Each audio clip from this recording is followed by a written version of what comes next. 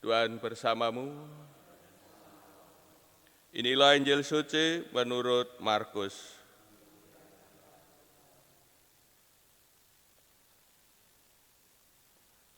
Pada waktu itu Yesus mengutus murid-muridnya mewartakan Injil.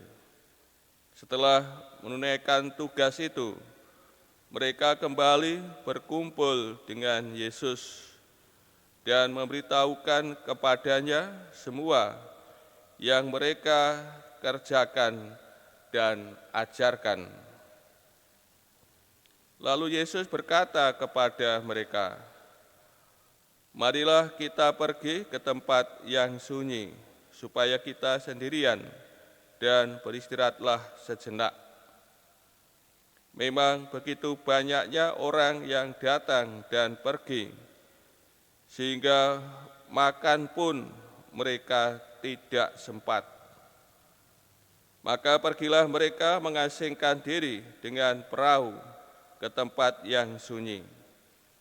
Tetapi pada waktu mereka bertolak, banyak orang melihat dan mereka mengetahui tujuannya. Dengan mengambil jalan darat, segeralah datang orang dari semua kota ke tempat itu, dan mereka malah mendahului Yesus. Ketika mendarat, Yesus melihat sejumlah orang yang begitu banyak, maka tergeraklah hatinya oleh belas kasihan kepada mereka, karena mereka seperti domba yang tidak mempunyai gembala. Lalu mulailah Yesus mengajarkan banyak hal kepada mereka. Demikianlah sabda Tuhan.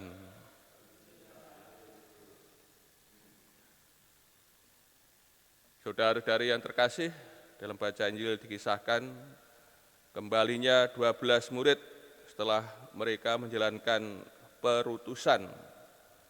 Mereka kembali dan berkumpul dengan Tuhan Yesus yang mengutus mereka.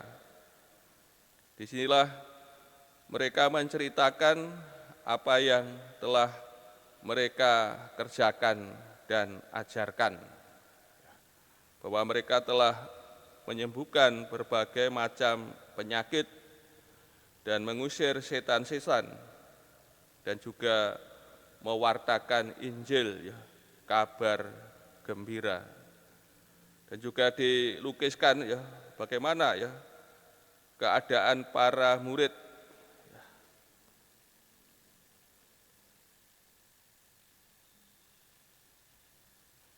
Keadaannya tadi banyak orang yang datang kepadanya, dan makan pun mereka tidak sempat.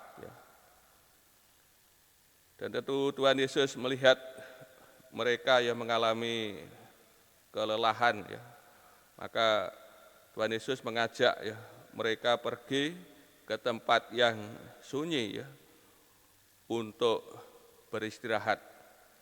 Maka di sini kita melihat Tuhan Yesus bukan gila kerja, bukan kerja seperti robot. Namun Tuhan Yesus tidak demikian. Maka di sini kita melihat soal nilai kerja. Kerja ditempatkan pada tempat yang semestinya. Kerja diabdikan kepada manusia, bukan sebaliknya manusia untuk kerja. Kalau paham seperti ini tentu manusia menjadi korban. Manusia menjadi seperti robot. Kerja dipusatkan pada manusia.